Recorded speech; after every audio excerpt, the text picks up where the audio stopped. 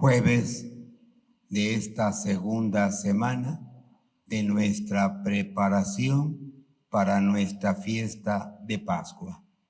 No olvidemos que esa es la finalidad del llamado tiempo de Cuaresma, prepararnos para esa gran fiesta.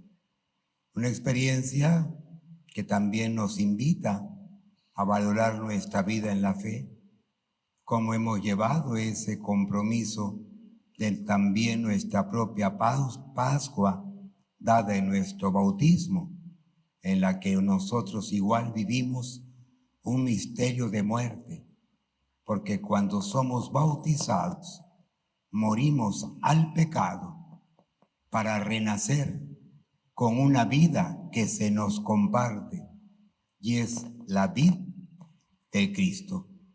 Por eso, la experiencia de el bautismo debe ser una experiencia de vida, porque debemos ser esos Cristos que llevamos ya también el misterio de salvación por nuestro propio bautismo.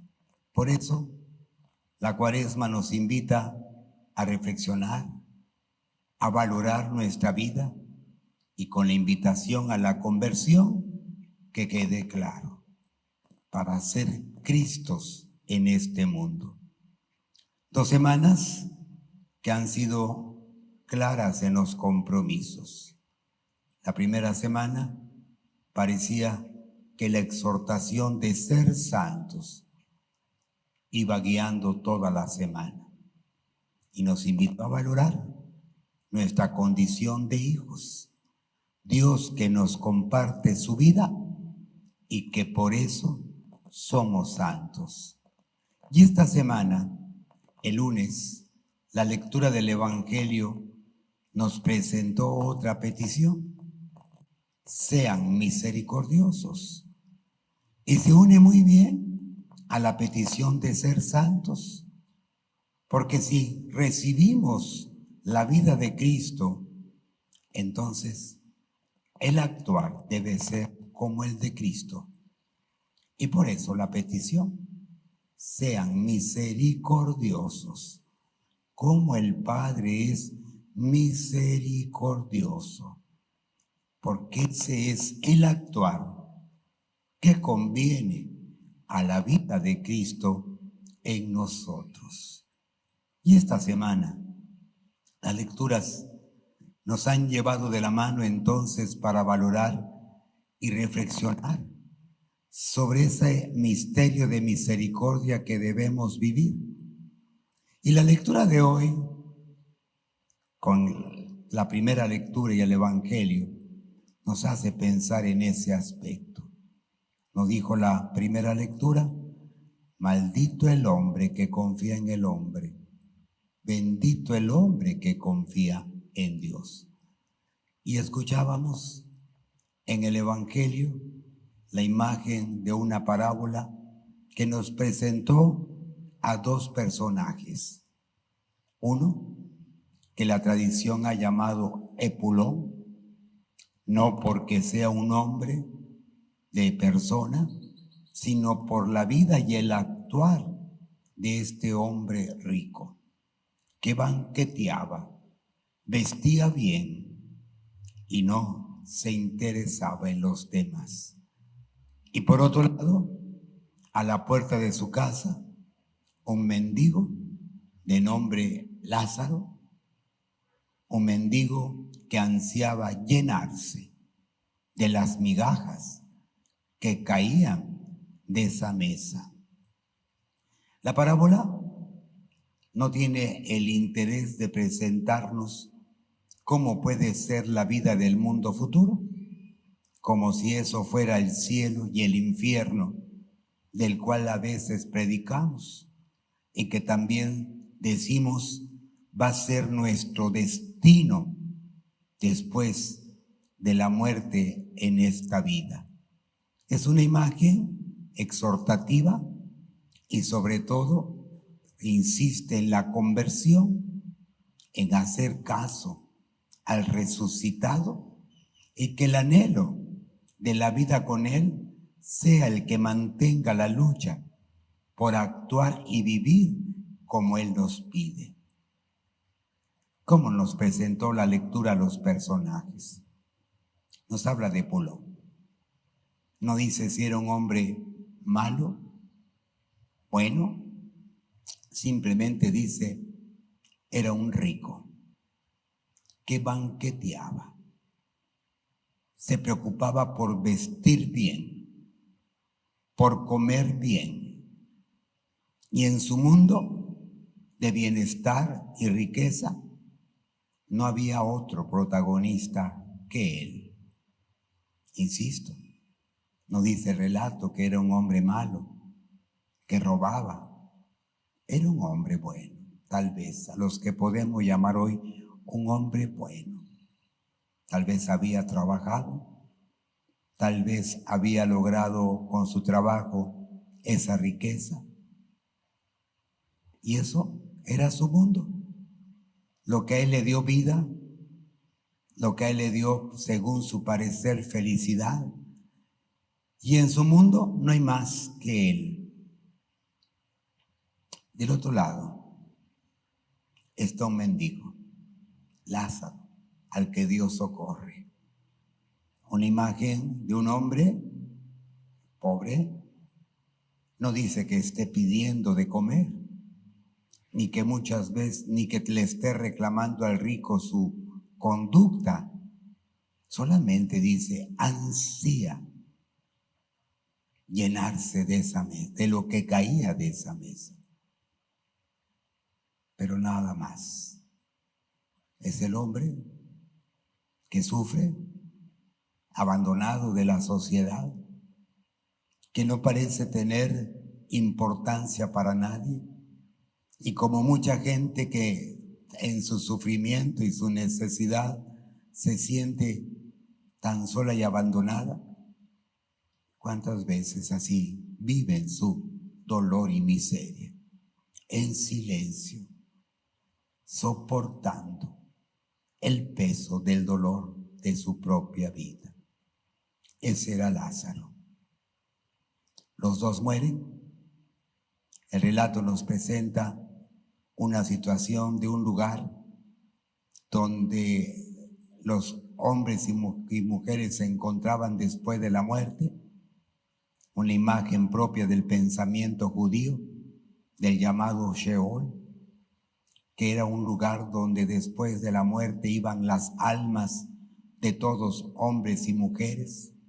De hecho, tenían un nombre en hebreo, Refaín, que significa los débiles.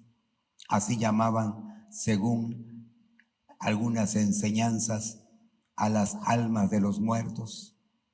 Pero en el Sheol no había una experiencia propiamente de vida. Era como una bodega de almas. Y en el tiempo del Señor había la creencia que ese lugar de los muertos estaba dividido, donde estaban las almas de los hombres justos, pero en el mismo lugar y separados por un abismo, estaban las almas de los hombres que no habían sido justos en la vida. Las almas buenas en el seno de Abraham. Entonces, es una imagen del tiempo, no es la valoración ni siquiera cristiana como entendemos la vida eterna. Insisto, porque el Señor quiere dejar una enseñanza, y es el actuar de misericordia y la experiencia del hombre que vive en su amor, su cercanía con él, que sufre. Dice el relato que cuando este hombre Pulón empieza a sentir el fuego y el castigo, primero suplica a Abraham que mande a Lázaro para que le mojara los labios aunque sea con su dedo con agua. A lo que Abraham dice que no. Y entonces vuelve a hacer otra súplica, que envíe a Lázaro, a sus hermanos que aún vivían y que según la parábola vivirían igual que él, en un ambiente de riqueza, encerrados en su propio mundo. Y ahora comprende este rico, según la parábola, que esa vida, esa manera de vivir, no es la que conviene a la plenitud de la vida, que él se había cegado, engañado por la riqueza, y que la riqueza no le podía ofrecer la vida que él ahora anhelaba, deseaba, y que por eso la había perdido. Y entonces viene el final y la conclusión. Tienen a los profetas, quienes les están anunciando la verdad. Dice que también replicó, pero si mandas a un muerto, ¿sí le creerán? Y responde y termina diciendo, no, los corazones duros no entienden a veces las cosas, encerrado en sus pasiones. Así, el que vaya sea uno que ha resucitado de entre los muertos. Y esto ya nos hace entonces el final y la valoración de Cristo, que con su mensaje da vida. Hoy a todos nos ayuda esta imagen a valorarnos, porque entonces debemos tener bien en cuenta y claro, es ese obrar en el amor de Cristo lo que nos da la salvación. Y esto nos invita a pensar, ¿qué obras diarias tenemos en ese amor de Cristo que hacemos por el hermano más necesitado, que nos haga merecedores del cielo? Una exhortación de hace algunos años atrás decía un consejo que vale la pena tener en cuenta. Dice, siempre ante Dios pedimos perdón de los pecados que cometemos. Pero también, junto con esa reflexión, día a día, al finalizar nuestros días, también debiéramos hacernos una pregunta importante en el camino con Cristo de la fe.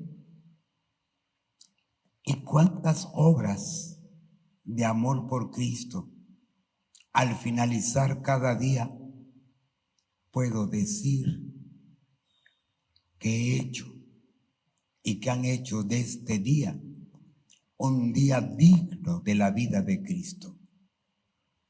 Y creo que si seguimos esa exhortación y consejo, de verdad que nos haría pensar mucho sobre nosotros. Al llegar cada día a su final, ¿cuántas obras de amor podrás decir he hecho hoy por amor a Cristo? ¿Cuántas obras realmente de amor he vivido con mis hermanos necesitados por amor a Cristo? El rico, su gran problema fue su mundo. Su pasión en la riqueza solamente los encerró en su mundo. No tenía mirada para el pobre. En su mundo el pobre no existía. En su mundo la indiferencia era su forma tal vez de defenderse de un mundo que atentaba contra su riqueza. Y no tenía más vista que para lo que su mundo tenía.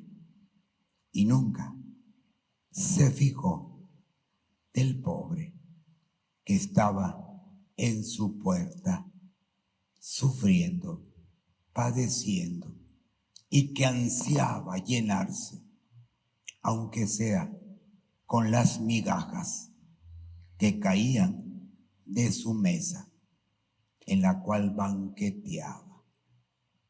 ¿Cuánta gente desearía comer un poco de lo que uno come cada día?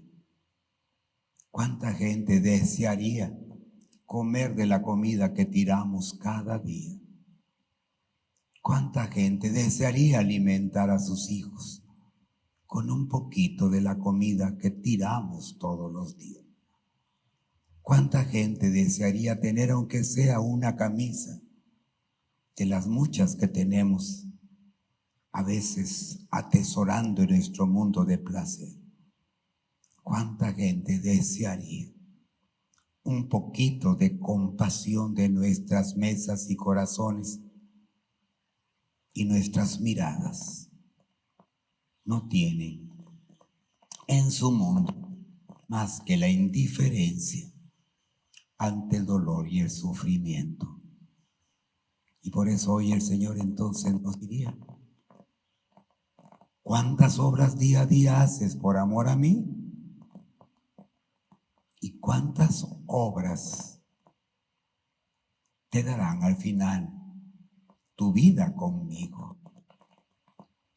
Pues que sea para esta Cuaresma parte de nuestra preparación, para que entonces, al renovar en esa fiesta de Pascua nuestros compromisos del bautismo, sea para actuar con esta misericordia del Padre, porque hay que ser misericordiosos como el Padre es misericordioso. ICM